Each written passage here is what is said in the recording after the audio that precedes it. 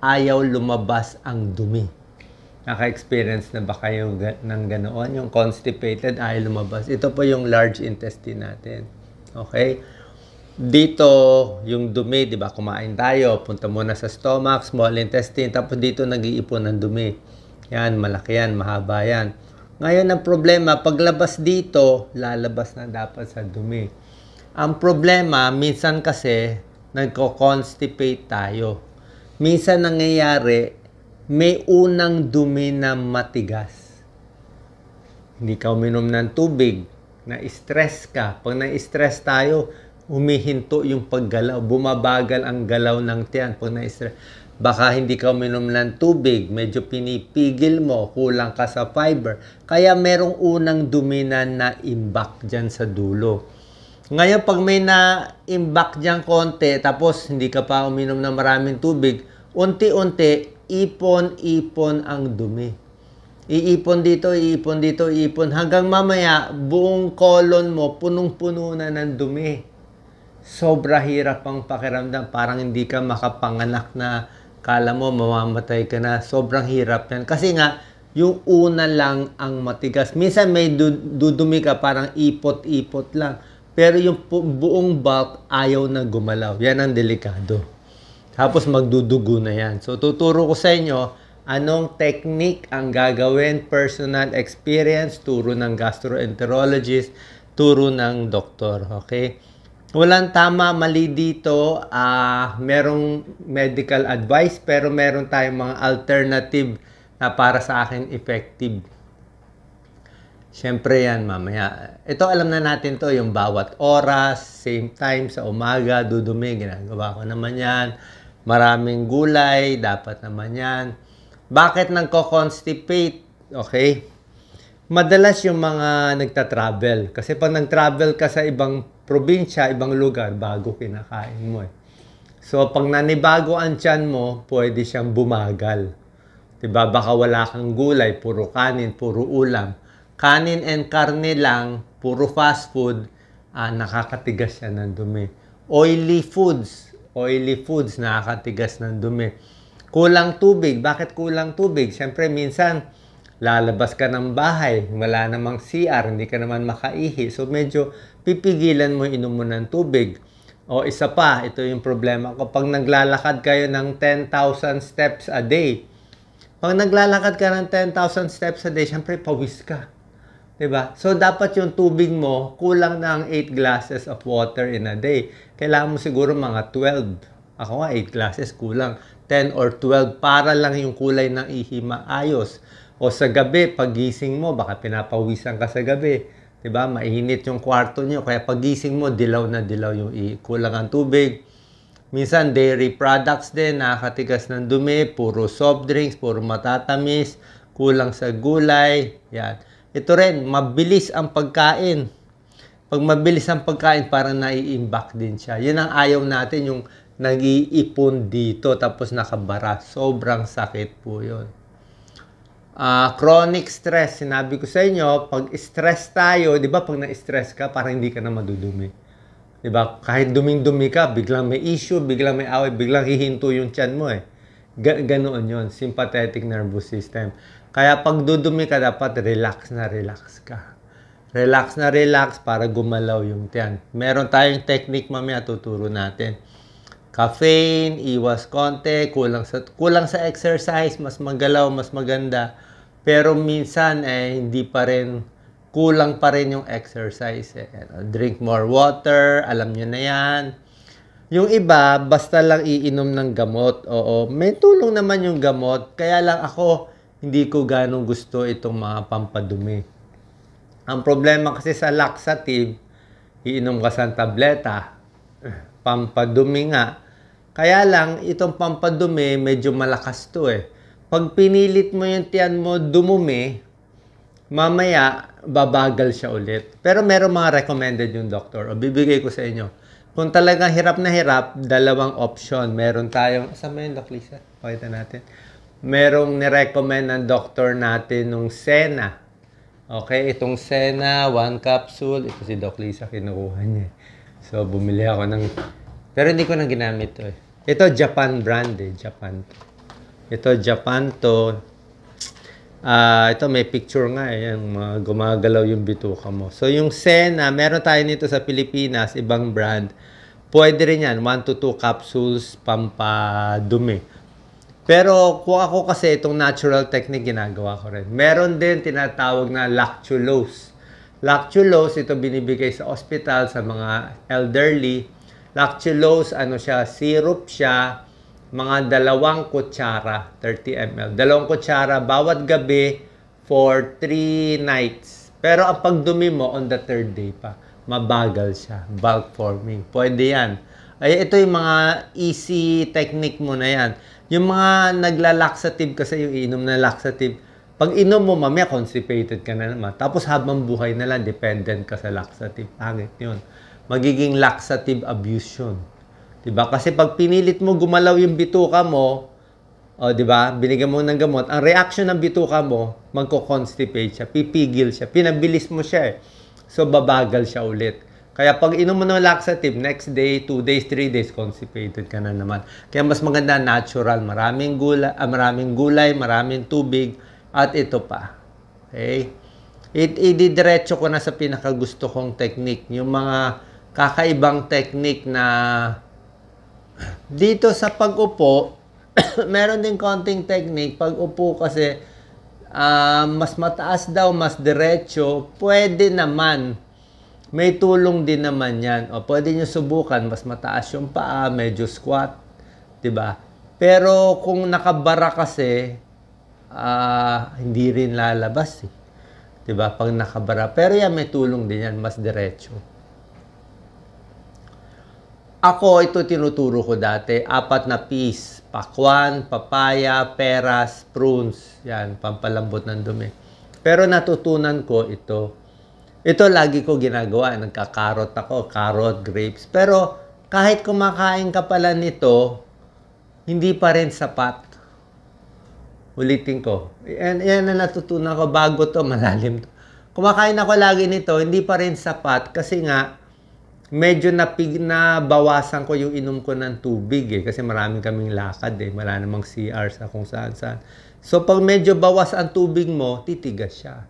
Tapos medyo walang gulay na kakain, more kanin, more ulam lang, let's say manok tsaka kanin, mas tumitigas siya. Tapos yung unang part nga matigas, mag-iipon na sa buong intestine mo, large intestine yung dumi. Kahit kumain ka nito, maiimbak siya, mapupuno siya. Mapupuno siya. So, kailangan mo rin ng gulay. Yan o. Itong mga gulay, may tulong din siya. Ayan, may tulong din siya. Okay. Ito, pag gumagana na yung bituka mo. Ngayon, ito ang problema. Yan. Ito, sample lang ng picture. Hindi naman ganyan yung papagawa ko sa inyo. Ngayon, ang problema, pag naipit na siya, pag naimbak na siya, nakakatakot. Baka ma-heart attack kayo, baka ma-stroke kayo, baka may mangyari. Delikado po. Kasi yung pag-ire, prone, habang umiiri ka, sumisikip yung artery mo sa puso. Pwedeng sumakit ang dibdib. Kaya yung mga may barado sa puso, hindi pwede umiri. Kaya lang wala kang choice eh. Paano hindi ka iri? Ang tigas-tigas. Minsan iniiri mo, ayaw pa rin lumabas. Yun na nakakainis. Diba? Nakabara talaga yung dumi. Parang may bato na nakabara. So ganito gagawin. Ang ginawa kong technique, diba? Ang isang technique, lakad-lakad, galaw-galaw. Diba? Pwede yan. Galaw-galaw. Dati ginagawa ko talon-talon. Yung talon-talon. Diba? Minsan uupo sa bowl, tapos parang lalabas. Ay, pasensya na kung makain kayo ha, pero ito technique kasi talaga. Uupo ka, parang lalabas yung dumi, pero ayaw naman tumuloy. Tapos tatayo ka. Pag tumayo ka, nagbabago yung position eh. So yung dumi na matigas, medyo pag tumayo ka, naiiba yung position. So pag naiiba siya, tapos tinatalon-talon mo, so medyo parang, kumbaga matigas yung dumi, medyo maano siya, mapipress-press siya, magbabago yung forma niya. So kung nakaganyan siya, ay siya lumabas, baka pag tayo mo, medyo gumanon siya konti, baka mas lumabas siya. Minsan ganun lang kaya na. So tatayo-tayo, medyo walk in place, talon-talon, minsan nagwa-wall push up pa ako para makadumi konti. Minsan pwede na yon. Tapos yung unang dumi lang talaga yung matigas, yung una, di ba? Pag yung una lumabas konti na makuha mo yung una, pwede magtuloy-tuloy na. Pero may nangyari sa akin na talagang ayaw. May time, upo, tayo, jogging, ayaw pa rin lumabas. Yun na nakakatakot. So, another technique na pwede natin gawin ay yung higa. Ito ginagawa ko yan eh. Higa, lalo na kung makabagan yan. Gawin mo, higa ka, iba-ibahin mo position ng katawan mo. Ginawa ko yung ganitong padapa. Actually, wala yung picture padapa na nakaganon. So, nakataas yung puwet mo. Iniba-iba mo lang yung position. Tapos, higa. Pwede pa side view. Okay? Pwede pa side. Pwede pa right. Tapos, pwede alug-alugin mo yung tiyan mo. Kasi, mas inaalog mo yung tiyan mo, parang mas kinikiliti mo yung tiyan mo, mas gagalaw yung bituka. Gagalaw yung large intestine, small intestine, para mag-peristalsis para gumalaw siya. Kasi pag hindi, lalo na sa may edad, so another technique, pwede, wag nyo lang didiinan yung tiyan na baka mabutas, di ba? Pero yung ginaganon-ganon, inaalog-alog, okay lang yon. Sa matanda, sa bata, parang abdominal massage yun, ginaganon-ganon. Dito sa kaliwa. Actually, ang pagbaba ng dumi kasi nandito na sa kaliwa Dito na sa kaliwa. So, pwede mo massage dito, massage dito, massage dito. Alog-alog, kaliwa, kanan, tayo, upo, kaliwa, para hindi ka makapanganak. Tapos mamaya, kakaikot-ikot nyo, makikita nyo, uutot na kayo. Good sign yun. Ibig sabihin, may hangin na dumadaan. Kasi kung talagang barado yan, walang hangin dadaan, hindi ka umuutot, hindi maganda. So, nung inikot-ikot ko, ganyan-ganyan, siguro naggalaw siya, umikot siya, so may hangin na lalabas. Diba? Tapos another technique, ito ibang technique pa. Bukod sa sariling, ko lang to style. Tanong kayo sa gastroenterologist, hindi ko naman sinabi na perfect ako. Pero ang point ko, itong mga alternative, minsan effective siya. Hindi naman siya talagang alternative Talagang naghahanap ka lang ng paraan paano maginhawahan. Common sense din naman kasi nga matigas siya na ipit dito na puno yan. So, galaw-galaw ng tiyan, ikot-ikot. Tapos may isang technique pa, pwede mo i-press yung tumbong mo. Tumbong. Paano ba? Ano ba ang tumbong? So, between yung organ ng lalaki, babae at nung puwet.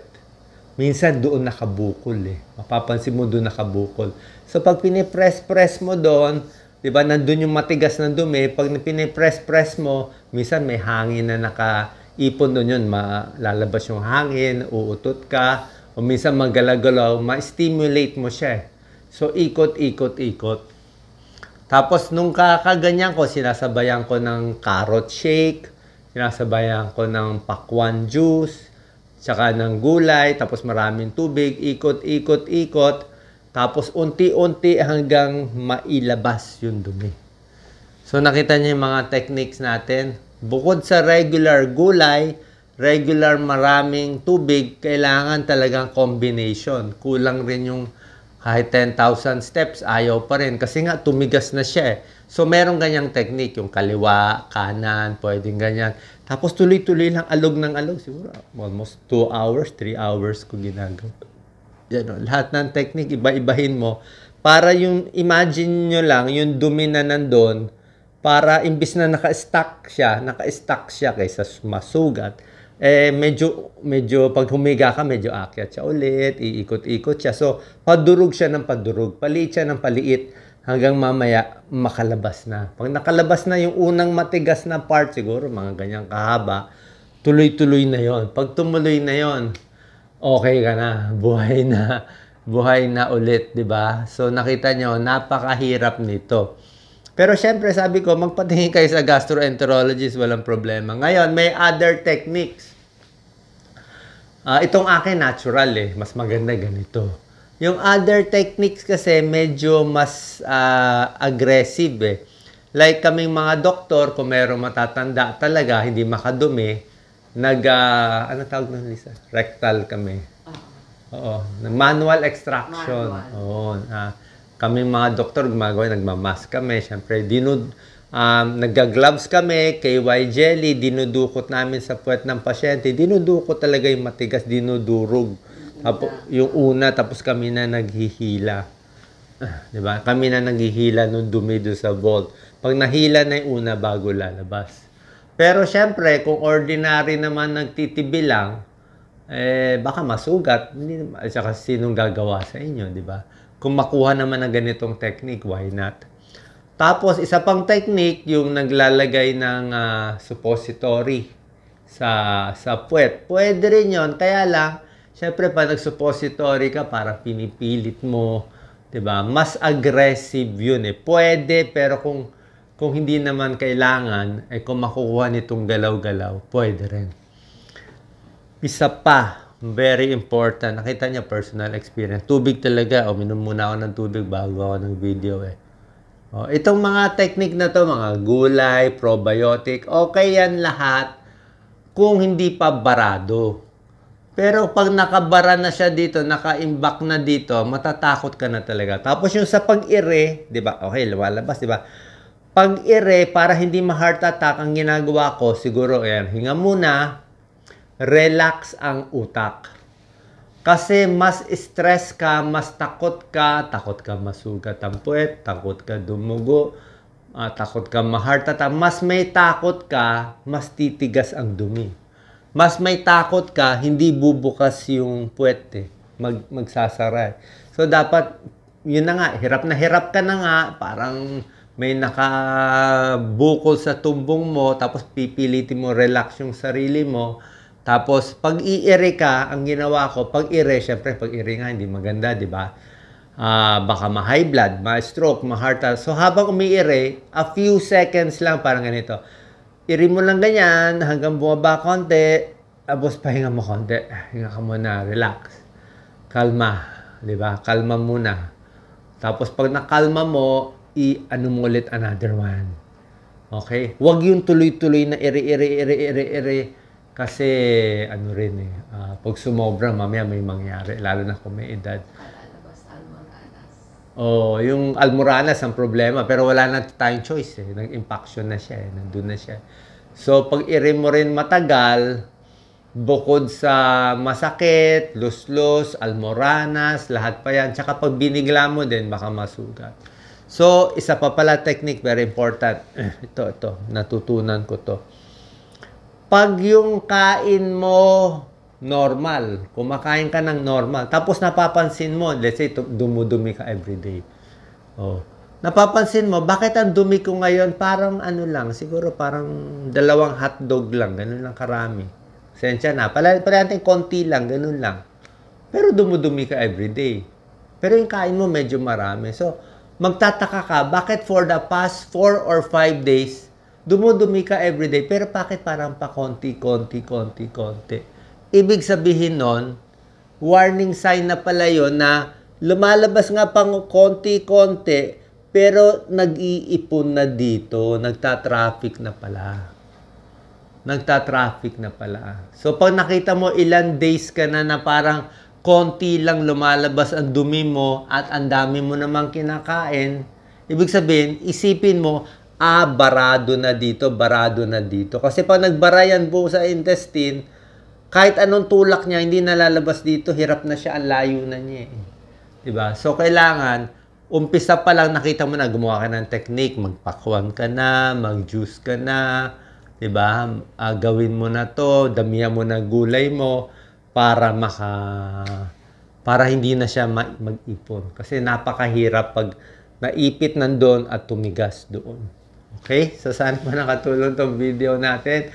Ako talaga yung ikot-ikot, galaw-galaw, at dasal din. Dasal, relax. Kasi mas relax, mas gagalaw ang bituka, mas luluwag do sa daanan ng puwet, mas lalabas ng maayos. Good luck po.